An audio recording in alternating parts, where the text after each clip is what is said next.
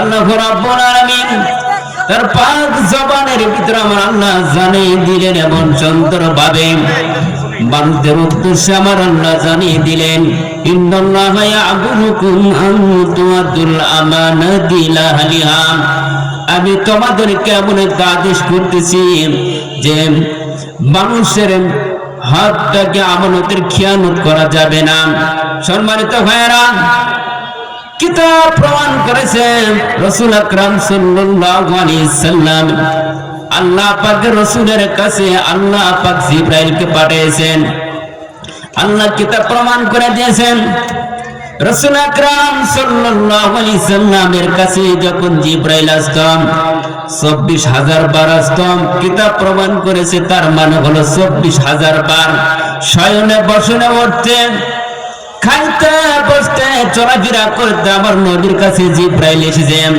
কিন্তু মুসা আলাইহিস সালাতু ওয়াস সালাম তিনি এমন একজন নবী ছিলেন আল্লাহর সঙ্গে সরাসরি কথা বলতেন। নবীজি মুসা আলাইহিস সালাতু ওয়াস সালাম এবার জিবরাইল পাঠিয়ে দিলেন। আল্লাহ রাব্বুল আলামিন জিবরাইলকে পাঠিয়ে দিলেন, যাও যাও মুসা নবীকে বলে আসুন মুসা নবী কোন যেন কিতাব নেওয়ার জন্য আসেন। এবার মুসা আলাইহিস সালাতু ওয়াস সালাম কিতাব নেওয়ার জন্য আল্লাহর কাছে যাবে। কিন্তু সম্মানিত ভাইরা, আবার মুসা নবী যখন আল্লাহর কাছে যাওয়ার জন্য প্রস্তুত হয়ে গেলাম, নবী যখন মুসা নবী আল্লাহর কাছে যাবেন হাজার হাজার মানুষগুলো সামনের দিকে অগ্রসর হয়ে সম্মান জানানোর জন্য মুসা নবীকে লাল গালিচা জানার জন্য প্রস্তুত হয়ে গেলাম। এবার মুসা নবী সামনের দিকে অগ্রসর হয়, হঠাৎ একজন ব্যক্তির সঙ্গে সাক্ষাৎ হয়। তিনি ছিলেন একজন মুরব্বী বাবা। মুরব্বী বাবার সঙ্গে দেখা মাত্র মুরব্বী বাবা বলতেছে, মুসা নবী আমি শুনতে পাইলাম আপনি নাকি আল্লাহর কাছে যাইতেছেন কিতাব নেওয়ার জন্য, আপনি আমার জন্য একটা নালিশ করবেন আল্লাহর কাছে। কিন্তু সম্মানিত ভাইরা, আল্লাহর সঙ্গে কথা বলার শক্তি একমাত্র মুসা নবীর ছিল। কথা বলেন ঠিক কিনা? এবার মুসা নবী চলে গেলেন। মুরব্বী বাবা ডাকতে বলেন, নবীজি আপনি যখন আল্লাহর কাছে যাবেন আল্লাহর কাছে আমার একটা আরজি আপনি আল্লাহর কাছে পেশ করবেন। এবার মুসা নবী বললেন, কি পেশ করব?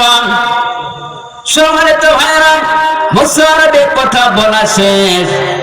এইবারে মুরব্বী বাবা বলতেছে, আল্লাহ আমারে একটা গরু দিয়েছে, একটা গাভী দিয়েছে, গাভীর থেকে আল্লাহ একটা বাছুর দিয়েছে, এই বাছুর থেকে আবার এই গরুর থেকে আল্লাহ রব্বুল আলামিন আমারে 10 লিটার করে দুধ দেয়। এবার মুসা নবী বলতেছে আলহামদুলিল্লাহ। কিন্তু মুসা নবী ডাকতে বললেন, তাহলে আলহামদুলিল্লাহ প্রশংসা করলেন আল্লাহর। কিন্তু মুরব্বী বাবা ডাকতে বলতেছে, না না প্রশংসা করেছেন ভালো কথা, কিন্তু আল্লাহর কাছে নালিশ করো 2 লিটার জন্য আল্লাহ আমার দুধ কমায় দেয়। এবার মুসা নবী তাকায় দেখলেন অসম্ভব, আমার জামানায় এইরকম লোক আছে কোনোদিন কল্পনা করতে পারি নাই। কারণ আল্লাহ মানুষ আল্লাহর কাছে চাই যেন আল্লাহ আরো বেশি নিয়ামত বাড়ায় দেয়। কিন্তু মুসা নবীর কাছে এরকম একটা নালিশ করলাম। মুসা নবী হতবাঙ্গা হয়ে চিন্তা ভাবনা করলো, আবার জামানায় এত বড় মানুষ আল্লাহর কাছে আল্লাহর বান্দা আছে আমি তো কল্পনা করতে পারি নাই। এবার মুসা নবী তার পা থেকে শুরু করে নিয়ে মাথা পর্যন্ত তাকায় দেখলাম। এবার তাকায় দেখলো একটা বার সময় তো ভাইরা, নবীজি যখন মুসা নবী ওই মুরব্বী বাবার দিকে তাকায় দেখলাম, মুরব্বী বাবাকে ডাক দিয়ে বললেন, ঠিক আছে আমি আল্লাহর কাছে আরজি পেশ করব। এবার সেখান থেকে চলে গেলেন। যাওয়ার পরে আরেক জায়গায় গেলেন, দেখলেন একজন যুবকের সঙ্গে দেখা। এবার যুবক ভাইয়ের সঙ্গে যখন সাক্ষাৎ হয়ে গেলাম, যুবক ভাইটা ডাক দিয়ে বললেন, আল্লাহ নবী মুসাকে বললেন, মুসা নবী আপনি নাকি নবী? বলতেছে, হ্যাঁ আমি মুসা নবী। আপনি নাকি কিতাব নেওয়ার জন্য আল্লাহর কাছে যাচ্ছেন? এবার মুসা নবী বললেন, হ্যাঁ আমি আল্লাহর কাছে যাইতেছি। তাহলে লোকটা যুবক ব্যক্তি বলতেছেন, ঠিক আছে আল্লাহর কাছে যখন যাবেন তাহলে আল্লাহর কাছে আমার একটা আরজি পেশ করবেন। এবার মুসা নবী বলতেছেন, কি বলবো? এইবার যুবক ডাকতে বলতেছে, দেখেন আমার কোনো আসবাবপত্র নাই, টাকা পয়সা নাই, কিছু নাই, খাদ্য দ্রব্য পর্যন্ত নাই, আল্লাহর কাছে বলু, আল্লাহ যেন আমার একটা বস্ত্র বিধান করে বস্ত্র দেয়, টাকা দেয়, পয়সা দেয়, এবং বিবি বাচ্চার জন্য যেন সে কাজটা হয়ে যায়। এবার মুসা নবী বলতেছে ঠিক আছে, আমি আল্লাহর কাছে এটাই বলবো। সম্মানিত ভাইরা, আল্লাহ পাকের নিকটে যখন কিতাব নেওয়া হয়ে গেলাম, কিন্তু দুইটা কথা আরজি পেশ করলেন কার কাছে? আল্লাহর কাছে। এবার আল্লাহর কাছে পেশ করলেন, করার পর বলতেছে আল্লাহ আপনার দুইটা বান্দা দুইটা জিনিস চাই। আল্লাহ কি মনের খবর জানেন কি জানে না? সম্মানিত ভাইরা, এবার নবীজি যখন বলা শেষ, আল্লাহ পাক বলতেছে ঠিক আছে, আমি দুই দিনের আরজি পেশ করলেন যখন আমি আশা পূরণ করব। সম্মানিত ভাইরা, আল্লাহ রাব্বুল আলামিনের কাছে যখন পেশ করলেন, করা শেষ, আল্লাহ রাব্বুল আলামিন ডাক দিয়ে বললেন ওই যে মুরব্বী বাবার সঙ্গে তোমার সাক্ষাৎ হয়ে গেছিল। এবার মুসা নবী বললেন হ্যাঁ। ওই যে মুরব্বীর সঙ্গে সাক্ষাৎ হওয়া মাত্র যে মুরব্বী বলেছিল আল্লাহর কাছে আর যে পেশ করো, একটা নালিশ করো, আল্লাহ যেন আমার 10 লিটার পরিবর্তে 2 লিটার যেন দুধ কমায় দেয়। এবার নবীজি মুসা নবীকে জানাই দেওয়া হলো, মুসা নবীকে বলা হলো জান আপনি বলে দিবেন সেজন্য আল্লাহর শুকরিয়া আদায় কম করেন। এবার মুসা নবী বললেন ঠিক আছে আমি বলবো, কিন্তু 2 নাম্বার লোকটা ছিল আরেকজন, সে হলো যুবক ব্যক্তি, যুবকের সঙ্গে সাক্ষাৎ হয়। এবার যুবকের কথা নালিশ করলো আল্লাহর কাছে। এবার মুসা নবীকে বলা হলো যাও, মুসা নবীকে বলা হলো যাও, ওই যুবক ভাই, ওই যুবককে তুমি বলবা সেজন্য আল্লাহর শুকরিয়া আদায় বেশি করেন। এবার যুবকের কাছে আসলেন প্রথমে, কিন্তু প্রথমে মুরব্বী বাবার সঙ্গে সাক্ষাৎ হয় যাবার সময়, কিন্তু আসার সময় দেখাই হয় প্রথমে কিন্তু যুবকের সঙ্গে।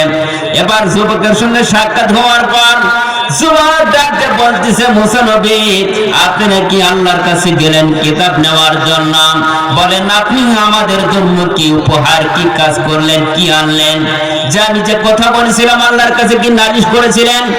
এবার মুসা নবী ডাকতে বললেন হ্যাঁ আমি আল্লাহর কাছে বলেছি। এবার মুসা নবী বললেন আমি আল্লাহর কাছে বলেছি। এবার যুবক ডাক দিয়ে বললেন তাহলে আমার কি নালিশটা আপনি আল্লাহর কাছে পেশ করেছিলেন? এবার মুসা নবী ডাক দিয়ে বললেন, মুসা নবী বলেছেন আল্লাহ পাক আপনাকে শুকরিয়া আদায় করতে বলছে বেশি বেশি। এবার মুসা নবীর কাছে যুবক ডাক দিয়া বলতেছে আমি কি নিয়ে শুকরিয়া আদায় করব? আমার কোন আসবাবপত্র নাই, টাকা নাই, পয়সা নাই, বাড়ি নাই, গাড়ি নাই, টাকা নাই, পয়সা নাই, কি নিয়ে আল্লাহর কাছে শুকরিয়া আদায় করবে? এটা তো অসম্ভব। কারণ মানুষ যখন শুকরিয়া আদায় করে কিছু টাকার প্রয়োজন দরকার আছে না নাই? এবার মুসা নবী বললেন তুমি যদি পালন করতে পারো করো, না করলে তোমার ব্যাপার। এবার যুবক রাত করিয়া মুসা নবীর সঙ্গে তর্ক বিতর্ক শুরু করতে লাগলাম। এবার মুসা নবীকে বলতেছে অসম্ভব, এগুলো কি আমি করতে পারবো? যে আল্লাহ আবার টাকা দেয় নাই, পয়সা দেয় না, বাড়ি দেয় নাই, গাড়ি দেয় নাই, কি নিয়ে আমি শুকরিয়া আদায় করব? এমনকি এক পর্যায়ে ঝগড়া শুরু করতে লাগলাম। এবার সম্মানিত ভাইরা, আল্লাহ পাকের নিয়ামত যারা শুকরিয়া আদায় করবে বেশি, আল্লাহ তার শুকরিয়া আদায়ের কারণে নিয়ামত বাড়ায় দেন তিনি কে? এবার সম্মানিত ভাইরা, মুসা নবী বললেন হে যুবক তুমি আল্লাহর শুকরিয়া আদায় করো, কিন্তু যুবক বললেন কি নিয়ে আমি শুকরিয়া আদায় করব? সম্মানিত ভাইরা, এবার সেখান থেকে চলে আসলো। আর মুসা নবী বলতেছে তুমি কি আমার চিনো?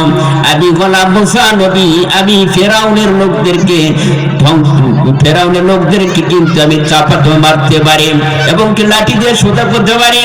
এবার যুবক চুপ মেরে গেলেন, কোনো কথা বললেন না। না বলে মুসা নবী চলে আসলেন। আসার পরে দেখা হইল মুরব্বী বাবার সঙ্গে। মুরব্বী বাবার সঙ্গে যখন সাক্ষাৎ হয়, মুরব্বী ডাক দিয়ে বলেন মুসা নবী আপনি আল্লাহর কাছে কি আরজি পেশ করলেন? এবার মুসা নবী বলতেছে আমি আল্লাহর কাছে আপনার কথা বলেছি।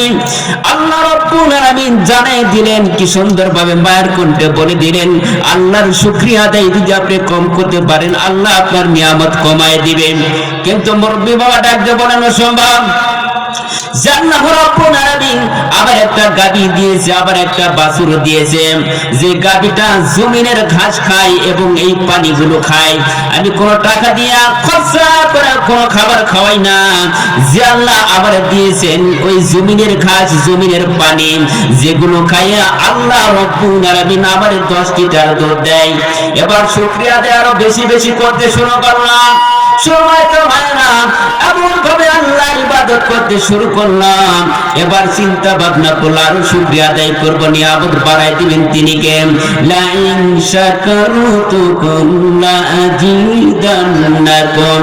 সম্মানিত ভাইরা, যারা আল্লাহর শুকরিয়া আদায় করবে আল্লাহ তার নিয়ামত তারা বাড়াই দিবে। চিৎকার দিয়ে বলেন সুবহানাল্লাহ। এবার নিয়ামত বাড়াই দেন তিনি কে। এজন্য আল্লাহর শুকরিয়া আদায় যারা করবেন আল্লাহ পাক আপনার নিয়ামত বাড়াই দিবেন। এবার সম্মানিত ভাইরা, যারা নিয়ামতের শুকরিয়া আদায় করে না আল্লাহ তাকে ধ্বংস করে। কথা বলেন ঠিক কিনা? এবার সম্মানিত ভাইরা, আল্লাহ নবী মুসা নবী এক জায়গায় দেখলেন সুন্দরভাবে একটা সমাবেশ চালু হয়েছিল। সমাবেশের ভিতরে একটা মিটিং হলো। ওই মিটিং এর ভিতরে দরবারের ভিতরে মুসা নবী ছিলেন, কিন্তু হঠাৎ দেখে যে একজন যুবক আসিয়া খাড়া। এবার যুবকের দিকে তাকায়, দেখে যুবক তুমি কেন এখানে অবস্থান করতেছ, কারণটা কি একটা বার বলো। এবার মুসা নবীকে এই যুবক ডাকতে বলতেছেন, আমি আল্লাহর শুকরিয়া আদায় করি নাই, কারণ আল্লাহ রাব্বুল আলামিন আমারে টাকা দেয় নাই, বাড়ি দেয় নাই, কিছুই দেয় নাই, বস্ত্র দেয় নাই, এমনকি লজ্জাস্থানটাকে আমি বালুর একটা ডিবির মধ্যে ঢোকায় রাখছিলাম। এবার সম্মানিত ভাইরা, এই বালুর ডিবির ভিতরে ঢোকায় রাখছিলাম, বলতেছে এখন তাহলে তোমার এই হালতটা কেন, এই অবস্থা কেন? এবার মুসা নবীকে যুবক ডাকতে বলতেছে, নবী, কারণ আল্লাহর শুকরিয়া আদায় না করার কারণে এমন একটা পূর্ব দিক থেকে এমন একটা বাতাস আসলো, ঝড় আসলো, ঝড়ের কারণে এখান থেকে বালুটা পর্যন্ত আল্লাহ আবার উঠাই নিয়েছে। সম্মানিত ভাইরা, যে শুকরিয়া আদায় করে না তার কিন্তু ধ্বংস করে দেয় আল্লাহ রাব্বুল আলামিন, আর যে শুকরিয়া আদায় করে আল্লাহ তার নিয়ামত বাড়ায় দেন। কথা বলেন ঠিক কিনা? এবার সম্মানিত ভাইরা, মুসা নবী যুবককে বলেন, যুবক আজকে যদি তুমি শুকরিয়া আদায় করতে আল্লাহ রাব্বুল আলামিন তোমার এই বালুর দ্বীপ নিত না। আজকে আমাদের দেশের অবস্থা তাই, যারা শুকরিয়া আদায় করতে পারে না, চিন্তা ভাবনা করে 41 সাল পর্যন্ত আল্লাহ বলতেছে তোমাকে 41 সাল না, তোমাকে আমি 5 আগস্টের ভিতরে তোমাকে বিদায় করে দিব। চিৎকার দিয়ে বলেন ঠিক কিনা? এবার তারা বিদায় করে দেওয়া হলো। যারা আল্লাহকে মানবে, আল্লাহকে রব হিসাবে মেনে নেবে, এই দুনিয়ার ভিতরে তারে কিন্তু বিপদ বেশি। কথা বলেন ঠিক কিনা?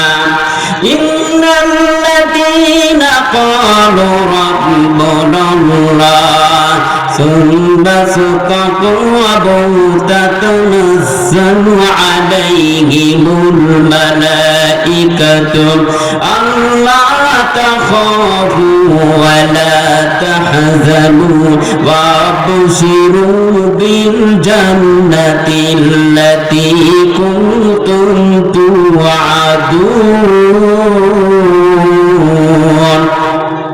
এবার আল্লাহ রাব্বুল আলামিনকে যারা রব হিসাবে মেনে নিয়েছেন, ইন্নাল্লাযীনা ক্বালু রাব্বুনাল্লাহ, নিশ্চয়ই যারা বলেছে আমার রব আল্লাহ, ওই সমস্ত বান্দা বান্দির যখন মৃত্যুর সময় হয়ে যায় আল্লাহ রাব্বুল আলামিন রহমতের ফেরেশতা তার উপর অটল করে দেয়। এবার কিতাব প্রমাণ করেছে যে ফেরেশতা বন্দাগুলো আসিয়া মৃত্যুর শয্যায়, মৃত্যুর সময় ওই ব্যক্তির কাছে আসিয়া বলে, তোমার কোনো ভয় নাই, টেনশন নাই, পেরেশান নাই, কারণ তুমি আল্লাহকে রব হিসাবে মেনে নিয়েছো, আল্লাহকে স্বীকার করেছো, নবীকে তুমি নবী হিসাবে মেনে নিয়েছো। এবার সম্মানিত ভাইরা, যারা আল্লাহ এবং রাসূলকে যারা মেনে নিয়েছে, এই বিপদ কিন্তু পৃথিবীর ভিতর হতে পারে, আল্লাহ রাব্বুল আলামিন তার জান্নাতের মেজবান বানায় দেয়। চিৎকার দিয়ে বলেন সুবহানাল্লাহ। তাফসীর কিতাবের মধ্যে বর্ণনা করেছেন, যারা রব হিসাবে মেনে নিয়েছে ওই সমস্ত বান্দা বান্দীদের জন্য আল্লাহ রাব্বুল আলামিন বলেন, তোমাদের কোনো চিন্তা নাই, ভয় নাই, কোনো টেনশন নেই, আমি আল্লাহ তোমাদের জন্য জান্নাত তোমাদের জন্য আমি দেব। এবার চিন্তা ভাবনা করুন, এবার খেয়াল করে দেখুন, এই যে তাফসীরের মধ্যে বলেছেন যখন কোন মানুষ মৃত্যু শয্যায় চলে যায়, ওই ব্যক্তি কিন্তু আর এই দিকে থাকে না, বাংলাদেশের দিকে নয়, দেশের ভিতর নয়, ওই লোকটা কিন্তু একমাত্র চলে যায় আল্লাহর দিকে। এবার ফেরেশতাগুলো আসিয়া বলেন, তোমাদের কোনো চিন্তা ভাবনা নাই, পৃথিবীর বুকে যেরকম আমরা ছিলাম, কিয়ামতের ময়দানে তোমাদের সঙ্গে আমরা থাকবো। চিৎকার দিয়ে বলেন সুবহানাল্লাহ।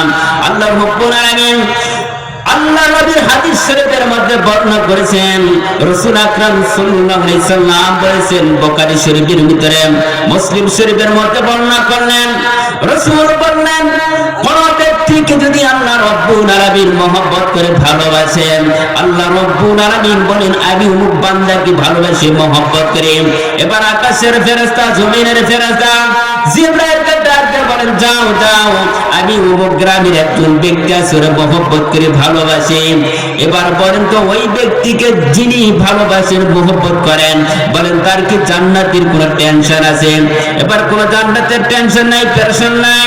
সম্মানিত ভাইরা, ওই ব্যক্তির উপর যখন রহমত থাকে আল্লাহর, আর জিবরাইল আসিয়া যখন বলেন যে আকাশের ফেরেশতা এবং মণ্ডলীর ফেরেশতা, জমিনের যত ফেরেশতা মণ্ডলী রয়েছে ওদেরকে বলা হয়, যাও যাও, আল্লাহ পাক অমুক বান্দা বান্দিকে ভালোবাসেন।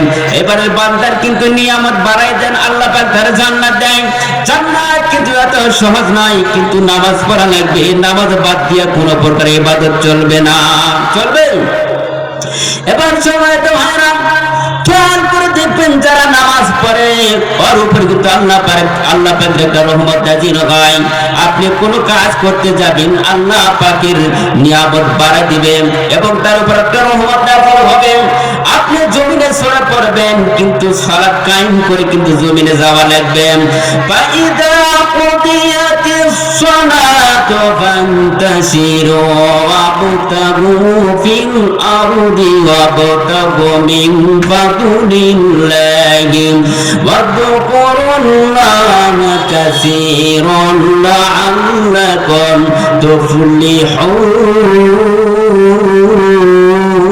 তুফলিহুন।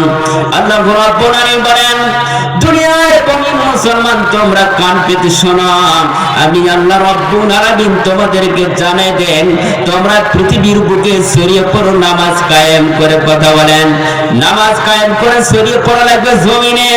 যারা নামাজ কায়েম করে জমিনে ছড়িয়ে পড়বে, আল্লাহ রাব্বুল আলামিনকে স্মরণ করা লাগবে, অনুগ্রহ করা লাগবে, আল্লাহ রাব্বুল আলামিন তার উপর সফল কাম করে দিবেন। এবার জমিনে যখন ছড়িয়ে পড়বেন, কাজের জন্য অন্বেষণ করার জন্য যখন বের হবেন, ওই ব্যক্তির উপরে কিন্তু একটা রহমত নাযিল হয়। ওই ব্যক্তি যখন জমিনে কাজ করে, তখন ওই কাজটাও করতে তার ভালো লাগে। সম্মানিত ভাইয়েরা, সারা জীবন তো আমরা কাজের বিনিময়ে দৌড় ঝাঁপ করলাম, কিন্তু বলেন তো মৃত্যু হওয়া লাগবে কি লাগবে না?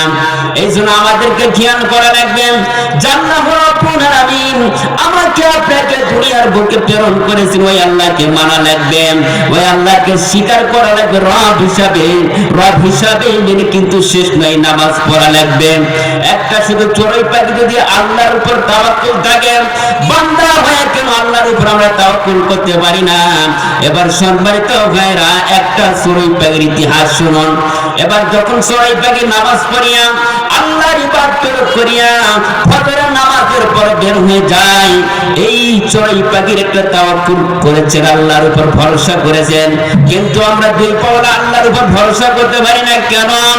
এটাই তো আমাদের সবচাইতে বড় খারাপ কথা, যে আল্লাহ রাব্বুল আলামিন আপনাকে আমাকে সৃষ্টি করেছেন, দুনিয়ার বুকে প্রেরণ করেছে, ওই আল্লাহকে স্বীকার করে আল্লাহকে রব হিসাবে মানতে হবে। কথা বলেন ঠিক কিনা? এবার সম্মানিত ভাইরা, এবার কথা বলে খেয়াল করে শুনবেন, চড়ুই পাখি আল্লাহর উপর তাওয়াক্কুল করে, আল্লাহর কাছে বলে, আল্লাহ ফজর নামাজ পড়ে বের হলাম, খালি পেট নিয়ে বের হলাম, রিজিকের ব্যবস্থা তুমি আল্লাহ করে দিবা, কোথায় খাবার পাবো, কোথায় কি হবে সেগুলো তোমার দায়িত্ব।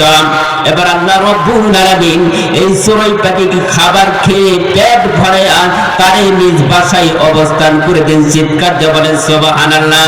কিন্তু আমাদের দুই পাওয়ার টেনশন, কোথায় গোডাউন রাখবো, কোথায় কি রাখবো, এটা হলো টেনশন। কারণ এই টেনশন করতে করতে কিন্তু আমাদের পৃথিবীটা ছেড়ে যাওয়া লাগে কবরে। কথা বলেন ঠিক কিনা? এবার খেয়াল করে দেখুন সম্মানিত ভাইরা, চড়ুই পাখি যদি তাওয়াক্কুল করে আল্লাহর উপর, আর আমরা মানুষ হয়ে আল্লাহর উপর ভরসা কেন করতে পারি না, তাওয়াক্কুল কেন করতে পারি না? এই জন্য যে আল্লাহ রব্বুল আলামিন ডাক দিয়ে বলছেন, ওয়া মা বিদাবাতিন ফিল আরদি ইল্লা আলাল্লাহি রিজকুহা।